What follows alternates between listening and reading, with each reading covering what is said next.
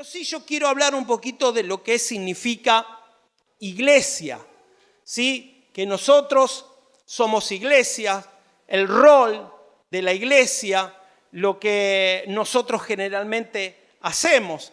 Y saben una cosa que a veces malinterpretamos, que ser iglesia no es solamente congregarse. ¿Me están entendiendo? Que iglesia no es solamente congregarse, porque el congregarse solamente nos da la pauta o la bendición solamente de poder recibir algo de lo que nosotros necesitamos y después ¿qué hacemos? Seguimos adelante, pero nunca llegamos a ser iglesia. Y ser iglesia es mucho más profundo. Iglesia es ser parte del cuerpo de Cristo. Iglesia es ser un miembro activo. Iglesia es ser iglesia aquí y ser iglesia afuera. Ser iglesia me da la pauta o me da la seguridad que soy una persona que he creído en Jesucristo y que fui insertado dentro del cuerpo de Cristo y tengo una identidad dentro de la iglesia. ¿Cuántos me están interpretando? ¿Sí? Porque una cosa es congregarme. Y quizás hay muchos que se congregan en un lugar, pero todavía no son iglesia. Porque todavía no ha llegado a tomarse la identidad de ser una persona activa dentro de la iglesia del Señor. ¿Sí? Es lo que estábamos hablando. ¿Sí? Poner un poquito en claro qué es ser iglesia. Que no es solamente concurrir y solamente congregarse dentro de un recinto. Ser iglesia es mucho más importante y no quiero hacer diferencia. No quiero decir, bueno, los que se congregan por acá y los que son iglesias por acá. No. Sino que estamos dando a entender lo que es una iglesia y ser parte de una iglesia del Señor. Siempre decimos que la iglesia no es el recinto, que iglesia somos nosotros, ¿sí? ¿Sí? Algunos se pueden congregar en un lugar de reunión para escuchar la palabra y que oren por él, pero quizás nunca llegan a ser iglesias. ¿Por qué? Porque todavía quizás nunca llegan a ser una persona transformada y cambiada por el poder de Dios. No porque se congregue en un lugar ya es una persona transformada, sino es una persona que viene por una necesidad o porque se encuentra bien, pero quizás después sigue haciendo su vida. Entonces vamos a ver algunos versículos que encontramos allí en Romanos capítulo 12, versículo 4 y 5. Y ya vamos a ver un poquitito más, vamos a profundizar un poquito más lo que estamos hablando. Romanos 12, 4, 5 dice la palabra, porque de la manera que en un cuerpo tenemos muchos miembros. ¿Sí? ¿Usted tiene muchos miembros? Sí, tiene mano, tiene brazo, tiene pie, tiene cabeza. Pero no todos los miembros tienen la misma función. Dice, así nosotros, siendo muchos, somos un cuerpo en Cristo y todos los miembros uno de los otros. Eso es parte de ser del cuerpo de Cristo. Primera de Corintios, capítulo 12, versículo 27. En esta noche yo quiero dar una noción de lo que es iglesia. Primera de Corintios, capítulo 12, 27. Vosotros pues sois el cuerpo ¿de quién? De Cristo, miembros cada uno en particular. Quiere decir que cada uno formamos el cuerpo de Cristo.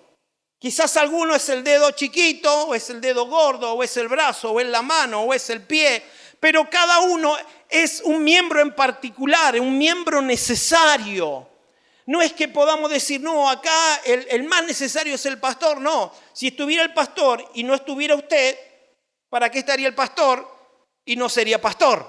No sé si me entiende. Cuando uno es pastor es porque pastorea gente. No sé si me entiende. Entonces cada uno es un miembro en particular y necesario dentro del cuerpo de Cristo.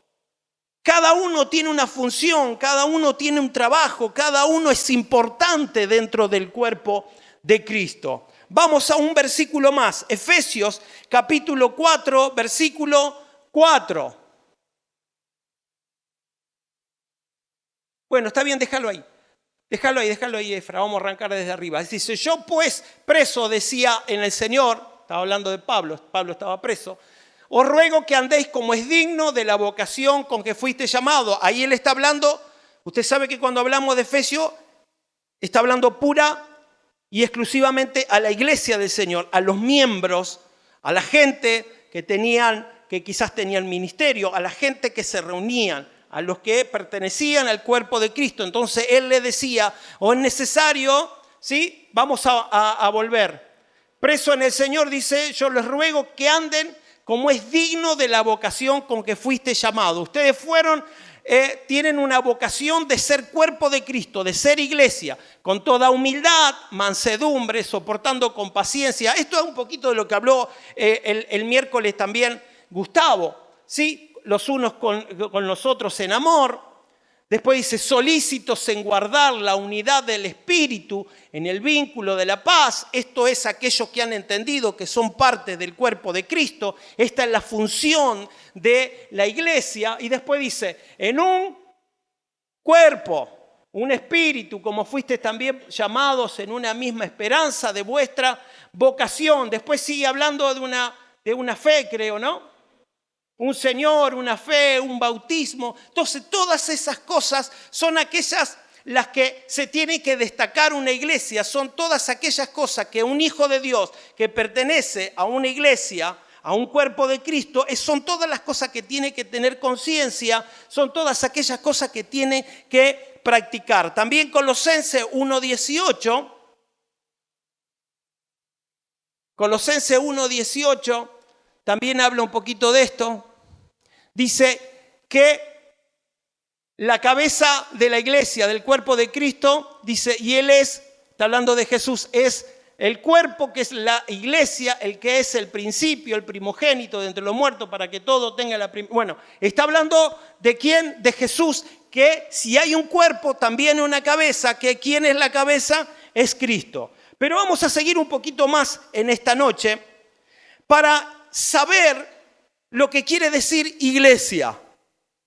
Lo que quiere decir iglesia. Cuando hablamos de la iglesia siempre nos enfocamos en el recinto, pero también nos enfocamos en quién es la gente, ¿sí? Que no tiene nada que ver una cosa con la otra. Pero iglesia quiere decir en griego, yo les pedí que lo pudieran poner, no sé si lo hicieron. En griego, iglesia quiere decir eclesía, no está, eclesía, que es del verbo etkaleo, que quiere decir llamar fuera de, llamar fuera. Iglesia quiere decir en griego, ¿sí? Quiere decir eclesia, que son aquellos que están llamados afuera. En la antigüedad, antes de Cristo, esto ya se practicaba. En aquel entonces eran aquellas personas que eran llamadas a una asamblea afuera, ¿de dónde? De la ciudad. La gente en aquel entonces, para tratar temas concernientes a la ciudad, ¿sí? a los problemas, hoy en día tenemos a nuestro Consejo de Liberantes, ¿sí? Están ahí los concejales y tratan todos los temas concernientes a la ciudad. Pero en aquel entonces no había esto.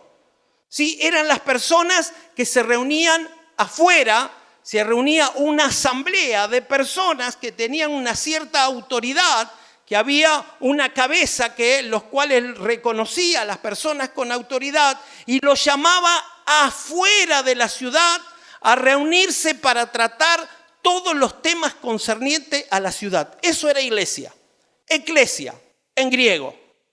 ¿Qué les parece? Así que nosotros fuimos llamados por alguien con autoridad, que es nuestro Dios. Pero no solamente que nos llamó para salvarnos, para perdonarnos y para transformarnos, sino que nos llamó para estar ¿a dónde?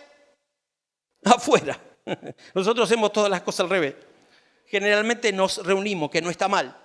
Pero el Señor llamó a iglesia a aquellos a los cuales los llamó con una función de estar afuera. Aquellos que tratan las cosas de la ciudad. Estamos hablando de una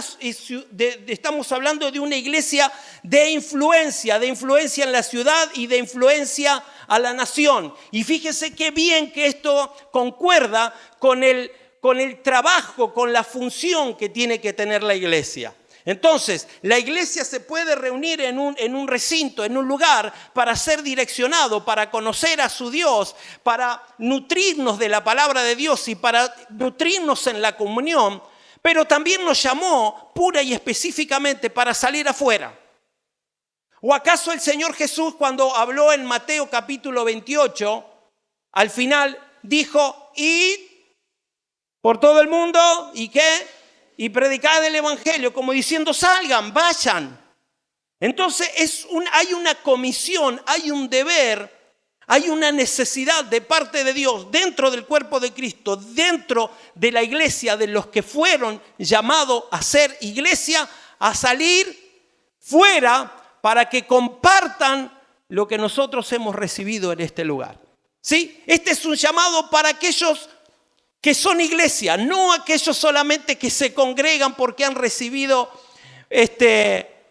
una palabra de bendición, sino aquellos que se nutren cada día, aquellos que tienen identidad de un lugar. Mire, para hablar de iglesia hay muchísimo, pero yo quiero solamente dar algunas pautas.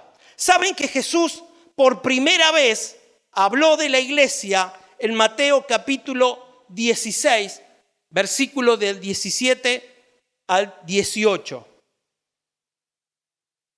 Esta es una palabra que tiene mucha enseñanza. Usted sabe que aquí que Pedro confesó que tú eres el Cristo, el Hijo del Dios viviente. ¿Se acuerdan esta historia? A ver quién me la puede nombrar antes de hablar de esto. ¿Qué pasó en esta historia? ¿Quién está hablando? A ver, otro. ¿Se acuerda de esta historia? ¿Qué pasó? Cuando Jesús reunió a sus discípulos, a los que iban a hacer iglesia, a los que fueron llamados para ir fuera, Jesús los llamó y les preguntó, ¿qué dicen la gente de mí? Y ahora, ¿ustedes qué dicen de mí? Y entonces Pedro, ¿qué dijo? Señor, tú eres el Cristo, el Hijo del Dios viviente.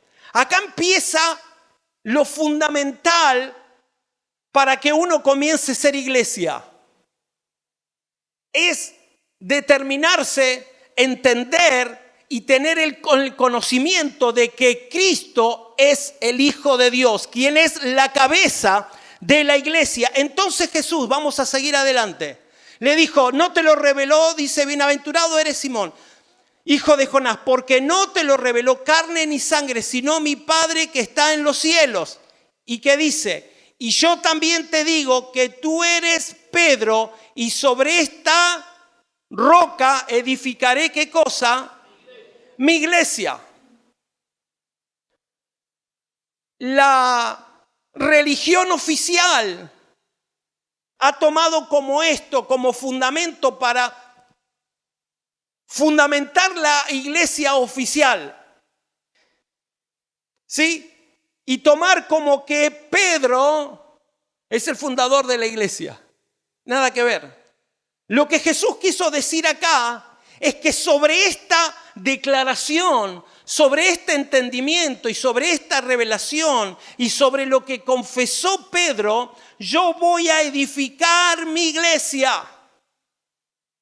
Y recién decíamos que uno de los fundamentos principales para ser iglesia es conocer quién es Jesús y que es la cabeza de la iglesia.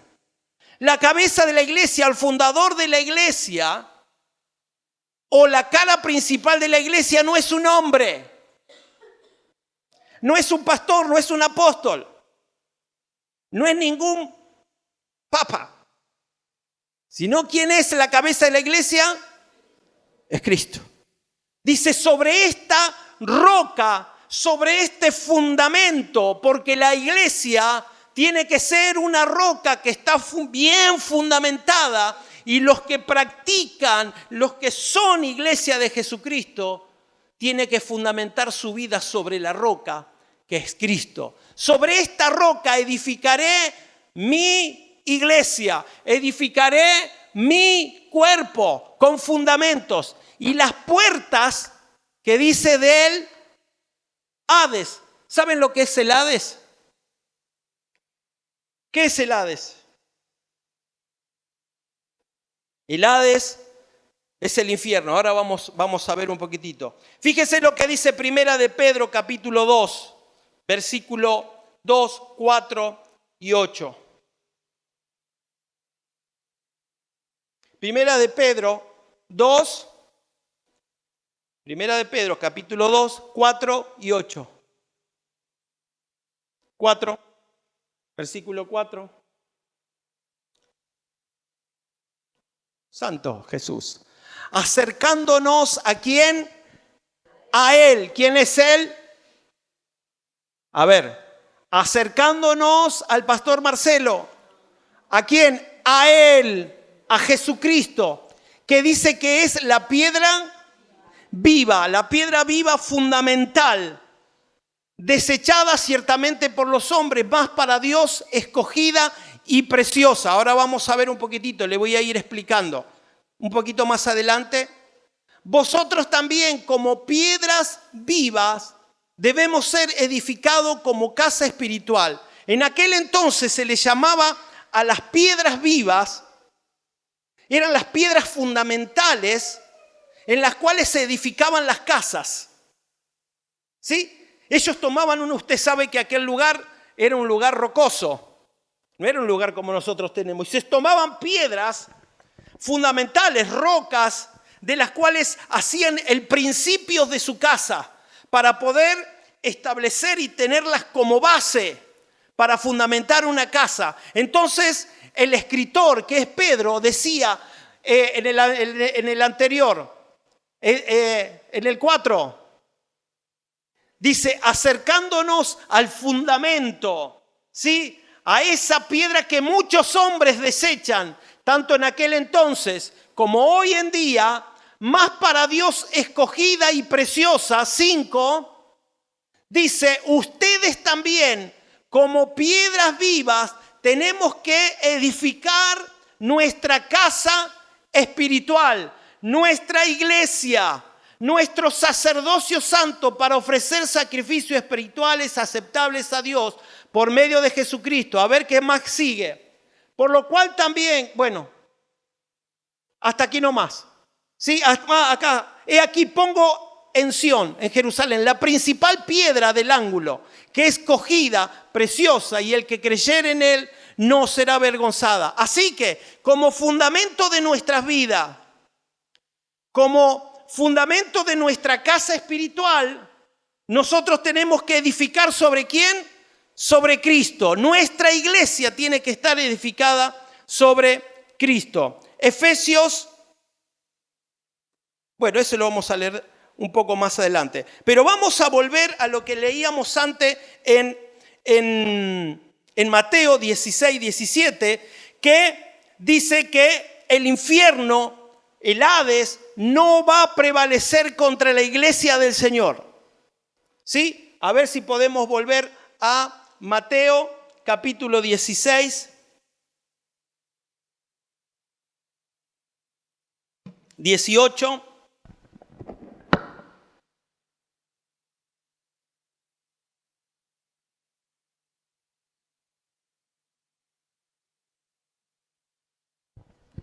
Cuando el Señor Jesús le decía a Pedro que no te lo reveló carne ni sangre, sino que te lo reveló mi Padre, y sobre esta roca edificaré mi iglesia, y las puertas del Hades no prevalecerán contra ella. Estamos hablando de la iglesia, y estamos hablando de una iglesia poderosa, estamos hablando de una iglesia con autoridad, estamos hablando de una iglesia que tiene revelación, estamos hablando de una iglesia como persona cada uno. Dice que el Hades, el infierno, no va a prevalecer contra ella. ¿Se acuerdan lo que estuvimos hablando el domingo pasado? ¿De qué estuvimos hablando el domingo pasado? De gobierno. Estábamos hablando de gobierno espiritual. Usted, hermano, tiene que atesorar cada palabra, ¿sí? Usted sabe que cada domingo, cuando se predica la palabra de acá, después durante la semana la suben a YouTube. Usted puede nuevamente hacer memoria. Dice que las puertas del Hades no van a prevalecer contra ella. Otro fundamento de lo que es la iglesia es la autoridad, el poder, el gobierno de lo que hablamos el domingo pasado. Que el infierno, las puertas del Hades, el mismo Satanás no puede tener autoridad sobre la iglesia de Jesucristo. ¿Sí? Es una de las cosas que el Señor dejó establecida para nosotros, una iglesia de gobierno. Recién hablábamos que también la iglesia es el cuerpo de Cristo, ¿sí? Aquella persona que tiene identidad dentro de la casa de Dios, la persona que creyó en Jesucristo, la persona que tiene esa identidad de hijo, esa persona en la cual se congrega, esa persona que tiene participación, es una persona que es iglesia, que no es solamente una persona que se congrega, ¿sí? Es una persona que empieza a tener la identidad de hijo de Dios y de tener la identidad de cuerpo de Cristo. Entonces, eso es la iglesia. Entonces, vamos a ver ahí en Efesios capítulo 5, versículos 22 y 23.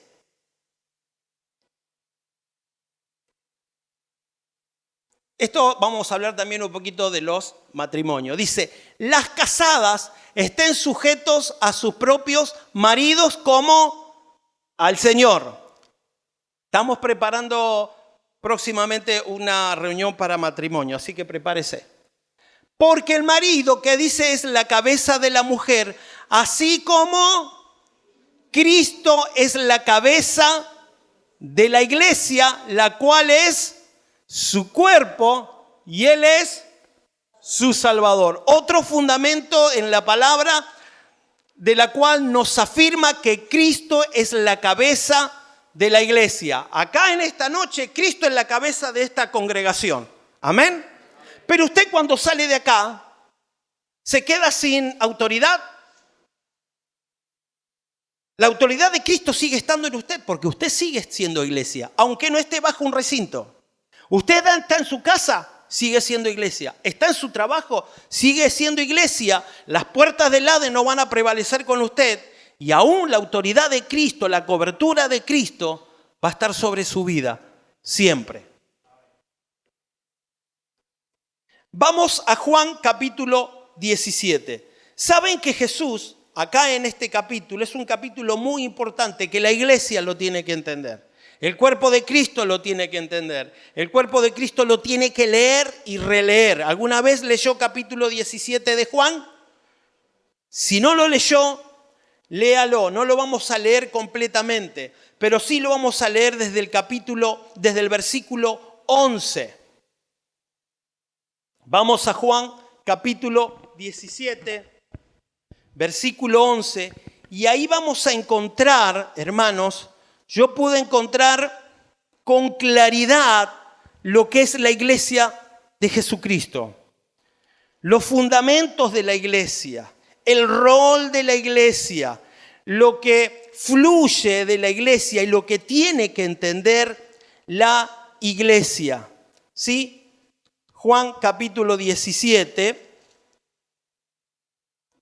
desde el versículo 11. Aquí Jesús, ya preparado para partir, ¿sí?, para irse con su Padre, Él comienza a orar por sus discípulos. Saben que sus discípulos estaban angustiados porque Jesús ya iba a partir, ¿sí? Ya le había anunciado su muerte y sus discípulos estaban preocupados por esto. Entonces Jesús hace una oración, ¿sí?, intercesora por sus discípulos, que iban a comenzar a hacer iglesia Ellos iban a comenzar a ser el cuerpo de Cristo. Ellos iban a comenzar a establecer la iglesia en la tierra. Ellos iban a comenzar a funcionar como cuerpo, como organización, podríamos decir, cuando Jesús iba a ascender. Y desde el versículo 11 dice, y después vamos a ver 12 puntos claves, dice, y ya no estoy en el mundo, dice Jesús,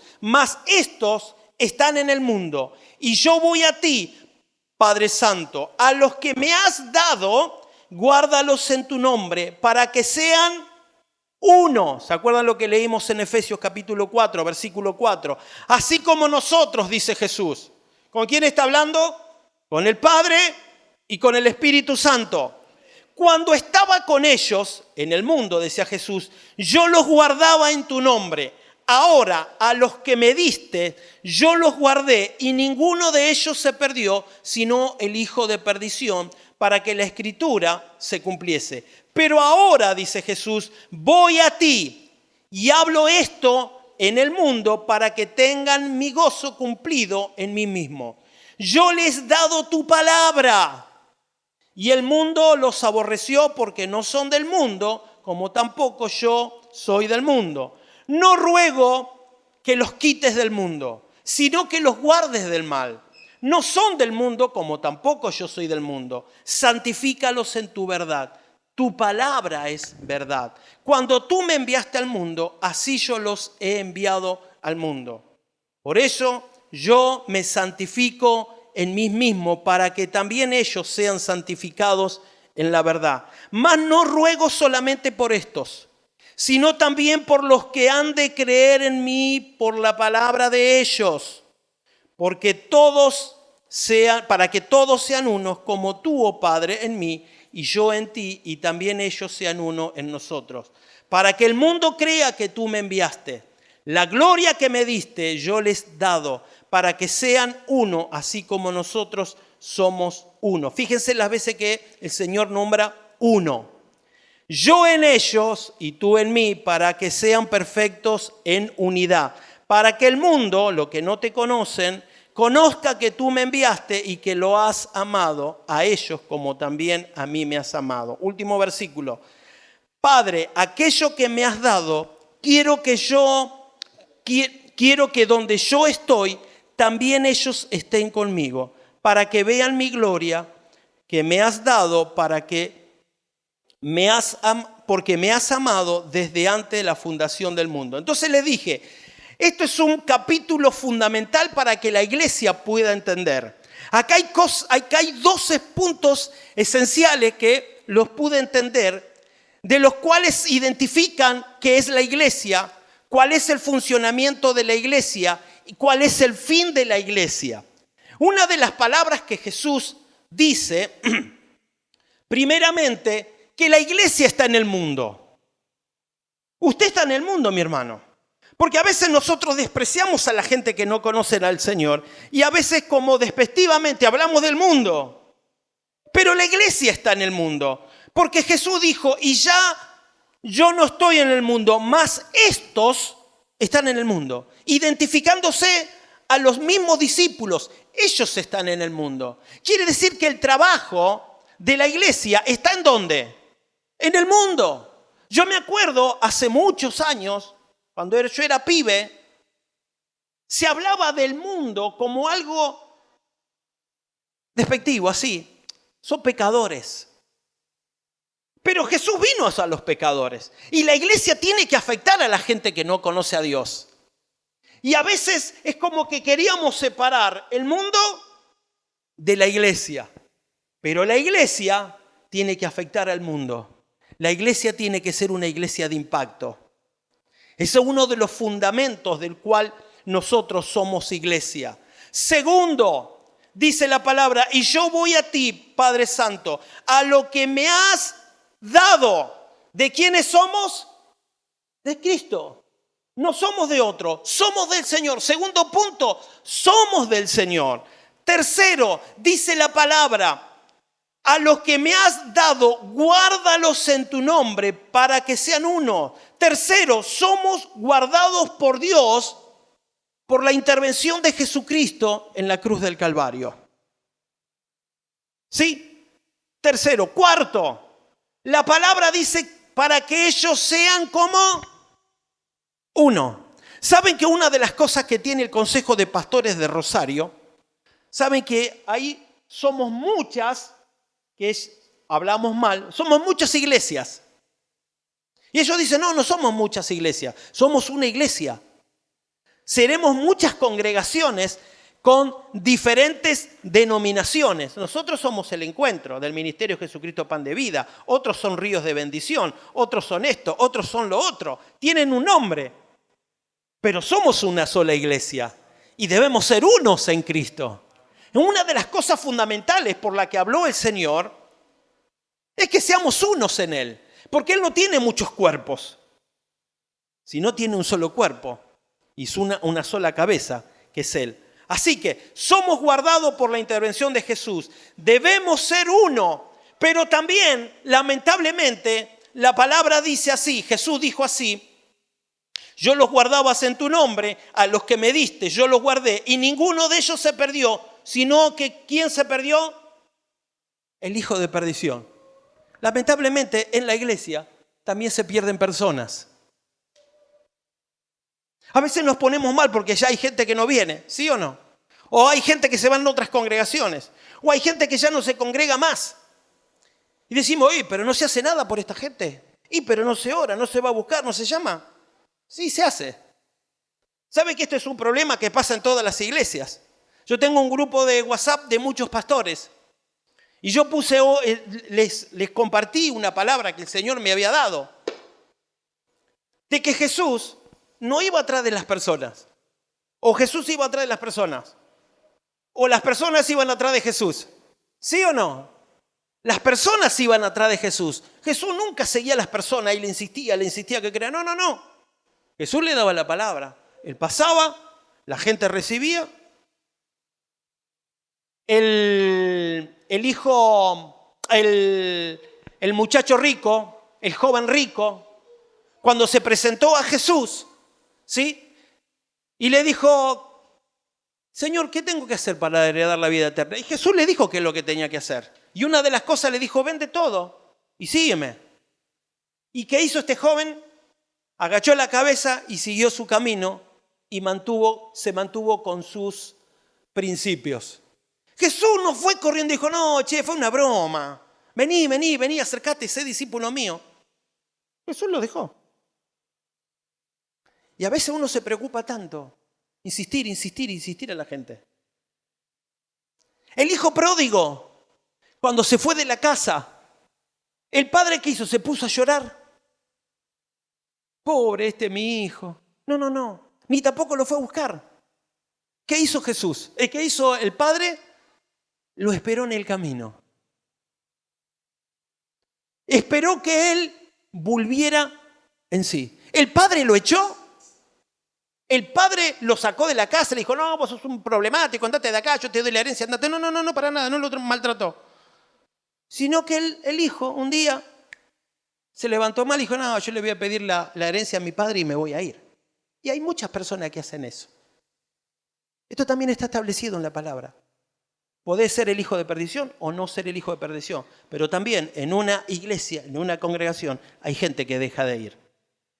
Aunque tenemos que trabajar, aunque tenemos que orar, aunque las puertas están abiertas, aunque a todos se lo trata de la misma manera, pero hay gente que usted ve que a veces no viene o hace rato que no viene. No se hace nada, sí, se hace. Se les llama, se les comunica, se les anima. ¿Me entiende? Entonces, una de las cosas que pasa en la iglesia también es esta, que haya gente que deje de venir, que tenga otro pensamiento, que no esté de acuerdo con la iglesia, que no esté de acuerdo con los pastores.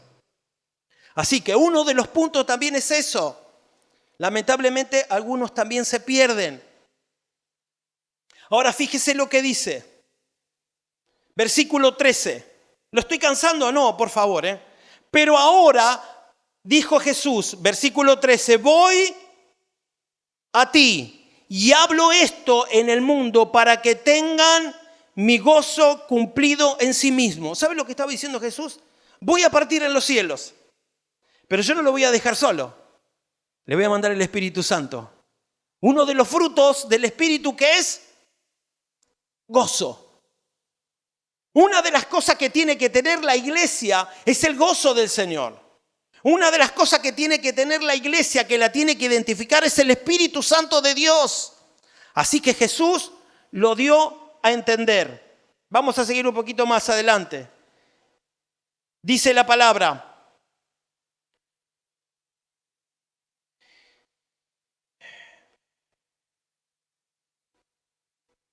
dice así, versículo 15. Jesús dijo: no ruego que los quites del mundo, sino que los guardes del mal. Saben, hermano, que muchos años he escuchado a gente, y a mí me habían enseñado esto, a orar para que Cristo venga pronto. Señor, ven pronto porque ya no damos más en esta tierra, hay tantos problemas, tanta dificultad. Señor, ven pronto, ven pronto. Aunque el final de la Biblia dice: ven, Señor Jesús. Pero Jesús dijo: no los quites del mundo, que no se vayan, porque hay un trabajo que hacer. Mi hermano, sáquese el pensamiento de que tenemos que orar para que Cristo venga pronto y se termine todo. No. Hay un trabajo por hacer. Cuando yo me mantengo vivo en el Señor, cuando yo me mantengo en el Espíritu en el Señor, yo tengo trabajo, tengo expectativas. Porque Cristo va a venir, ¿sabe cuándo? Cuando el Evangelio sea predicado en todo lugar. Entonces, si usted se quiere ir con el Señor, lo que tiene que hacer es predicar. No decirle: Señor, vení pronto porque no aguanto más. Una de las cosas que tiene que destacar a la iglesia, que está en el mundo y tiene que seguir trabajando para que muchos crean en el Señor. Amén. Otra de las cosas más. 8. El punto 8. Santifícalos en tu verdad. Versículo 17. Una de las cosas que tiene que caracterizar a la iglesia es que tiene que ser santos. Una de las cosas que la tiene que identificar a la iglesia es vivir consagrados para Dios. Y eso es uno de los puntos que hemos hablado en esta semana. ¿Sí? Entonces, uno de los puntos es que nosotros debemos vivir en santificar. Dice: santifícalos en tu verdad. ¿Cuál es la verdad? La palabra. La palabra es la que nos santifica. Después sigue diciendo que somos enviados con una visión, con una misión. Mas no ruego por esto, sino también por los que han de creer en mí por la palabra de ellos. Hay una misión, hay un trabajo y hay una multiplicación. La iglesia tiene el trabajo de misionar, de predicar, pero también ¿de qué? De multiplicarse. Entonces, en estos versículos nosotros vamos a conocer y a entender cuál es el rol y cuál es el trabajo de la iglesia. Después sigue diciendo, y ya estamos terminando, que Él nos ha dado de su gloria. La gloria que me diste, yo les he dado para que sean uno. Quiere decir que la gloria de Dios, el poder de Dios, la gracia de Dios, la autoridad de Dios, todas las bendiciones que Dios tiene allá en su reino, todas las bendiciones que el Señor carga, la tiene la iglesia. La tiene usted, mi hermano. Usted como iglesia tiene la gloria de Dios, la bendición de Dios sobre su vida. Y esto ya lo hemos hablado. Toda la gloria de Dios en nosotros. Y una de las cosas fundamentales por cual existe la iglesia, que todo lo que hemos hablado es interesante. Versículo 24. Padre, aquello que me has dado, quiero que donde yo estoy, también ellos estén conmigo para que vean mi gloria que me has dado. Jesús ahora iba a ascender a los cielos. Iba a preparar un lugar para los suyos. Juan capítulo 14. Quiere decir que un día la iglesia del Señor, los que han creído, un día estarán con el Señor, la esperanza más gloriosa en el cielo. Así que no se preocupe, mi hermano, ¿cuándo será? No se preocupe, hay un trabajo que hacer. Usted sabe muy bien que hay un lugar en los cielos preparado para usted y para mí. Es otra de los fundamentos de la iglesia, no del que congrega solamente, de los que tiene identidad como iglesia, de los que no vienen solamente a buscar una bendición, sino los que son, los que se identifican con el Señor, los que viven para el Señor, los que viven consagrados para el Señor. ¿Sí? Una de las cosas fundamentales que también que tiene que tener la iglesia, en Hebreos 10:25, yo le voy a pedir a Efra rapidito, Hebreos 10:25, ¿qué dice? Hebreos 10:25.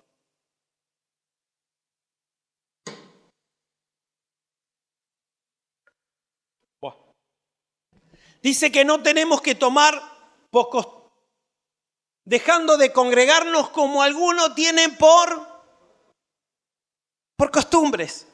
¿Usted tiene costumbre de dejarse de congregar? No tenga esa costumbre. O decir, no importa si no voy hoy. ¿Qué importa? ¿Quién se va a dar cuenta? Sí. Se dan cuenta, nos damos cuenta. Pero sobre todo el Señor se da cuenta. Que a veces no hay el interés de congregarnos y de estar juntos cantando. No importa si no voy, ¿qué problema hay? No importa si no voy el miércoles. Mi hermano, yo siempre digo, en las semanas, ¿cuántas horas le podemos dedicar al Señor? 3 horas, 4 horas. Dedíquesela al Señor, estemos juntos en oración, estemos juntos para escuchar la palabra de Dios. No tome por costumbre. La iglesia tiene que ser una iglesia de crecimiento. Hechos 9:31, Efra. Una iglesia en crecimiento. Fíjese, esto es para hacer una predicación. Entonces las iglesias tenían ¿qué cosa? Paz. ¿Por dónde? Por todo lado. Por toda Galilea, Samaria. Tómelo como Hechos capítulo 1:8 y me seréis testigos. No importa. Y eran edificadas. Una de las cosas que tiene que hacer la iglesia, ser edificadas en la palabra. ¿Andando en qué? En el temor del Señor. Y se acrecentaban, fortalecidas, ¿por qué cosa?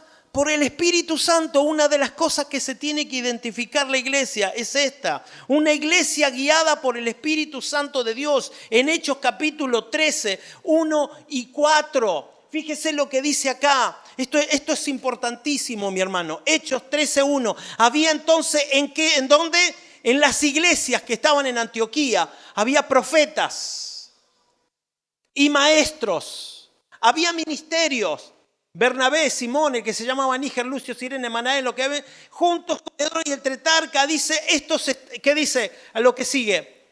Ministrando estos al Señor. ¿Y qué cosa? Ayunando. Estaban juntos en el Señor orando, buscando dirección de parte de Dios. En una iglesia que se hace buscar dirección de parte de Dios, orando juntos. Y el Espíritu Santo les habló. Mi hermano, esto me da a entender que la iglesia tiene una estructura. Porque fíjese, cuando nosotros hablamos en Efesios capítulo 4, versículo 11, nosotros vamos a ver que el Señor... ¿sí? Y él mismo constituyó apóstoles, a otro profeta, a otro evangelista, a otros pastores y a otros maestros para la edificación del cuerpo de Cristo. La iglesia tiene que tener una estructura de ministerios. Si bien somos todos iguales en la iglesia, pero hay responsabilidades mayores que las otras. Hay gente que dirige en la iglesia. Hay personas que tienen responsabilidades dentro de la iglesia. ¿Sí? Usted sabe que en aquel entonces, como hoy en día, había gente que eran diáconos y diaconisas. ¿Qué son? Son servidores dentro de la iglesia del Señor. También había obispos o ancianos o supervisores. ¿Qué son esa gente? Estaban a cargo de iglesias y eran gente que ayudaban, era gente con responsabilidad dentro de la iglesia. Pero también había pastores, había ministros dentro de la iglesia. En Antioquía estaba la iglesia principal en aquel entonces, que era la que supervisaba todo el trabajo de evangelismo. La iglesia necesita una estructura de gente con autoridad y con responsabilidad para poder llevar el trabajo adelante. Gente con ministerio, gente que Dios ha llamado, gente que la misma iglesia ha buscado en oración, como leíamos recién en Hechos capítulo 13, versículo 1 y 2, que no son elegidos, hay una palabra que se dice con el dedo, con dedocracia. No. La gente no se elige con dedocracia, la gente se elige con oración. La gente demuestra el ministerio, la gente demuestra lo que Dios está fluyendo en cada persona. Entonces uno, como pastor y como ministerio, decimos, esta persona es indicada para ponerla o hacerlo trabajar en tal y cual. Pero ¿a quiénes se elige? Aquella que tiene identidad en la casa. Aquellas que hemos visto que no tiene por costumbre no congregarse. Aquellas que saben que son del cuerpo de Cristo y mantienen la unidad del cuerpo, que es lo que habló un poco Gustavo este miércoles. La iglesia necesita una estructura para poder funcionar y para que la gloria de Dios en cada reunión se manifieste. La iglesia necesita un orden. Hermano, usted es una iglesia de gobierno. Usted es una iglesia de impacto. Si bien se está congregando en este lugar, pero que no sea una simple congregación. Que no sea un simple congregarse. Tiene que ser parte del cuerpo de Cristo, identidad. Nosotros como ministerio necesitamos gente que responda al trabajo. Necesitamos gente que sean útiles. Necesitamos gente que tenga esta carga por la iglesia. De llevar la iglesia adelante, porque hay mucho trabajo por hacer. Amén. Así que, ¿qué quiere decir iglesia? Quiere decir eclesia. Los que se reunían a la puerta de la ciudad para tratar los temas de la ciudad. Hermanos, tenemos un montón de temas de nuestra ciudad que la iglesia tiene que ser responsable para tratar. Usted tiene que estar involucrado en cada una de las situaciones. Usted tiene que ser parte de la iglesia, como hemos hablado el domingo pasado. Amén. Vamos a ponernos de pie.